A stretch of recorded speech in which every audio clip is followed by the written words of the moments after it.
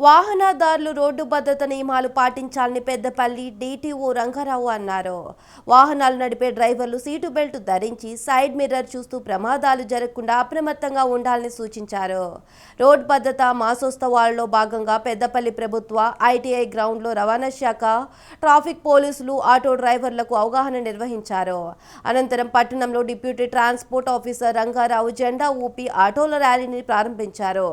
2024లో తెలంగాణలో జరిగిన రోడ్డు ప్రమాదాల్లో 1,70,000 మంది చనిపోయారని చెప్పారు. 3 లక్షల మంది గాయాల పాలై కుటుంబానికి భారంగా మారారన్నారు. ప్రమాదాలు చాలా పెరుగుతున్నాయి, ప్రాణాలు కూడా చాలా పోతున్నాయి. ఏ యుద్ధాలలో కూడా చనిపోయినంత మంది ఈ ప్రమాదాలలో చనిపోతున్నారు. సుమారుగా 1,70,000 మంది పోయిన సంవత్సరం చనిపోవడం జరిగింది. ఇందులో మేజర్ చనిపోతున్నది కుటుంబానికి అక్కరకొచ్చే ఏజ్ ఉన్న మనుషులు. అంటే ఆ కుటుంబం మొత్తం రోడ్డు మీద పడే అవకాశాలు ఉంటాయి.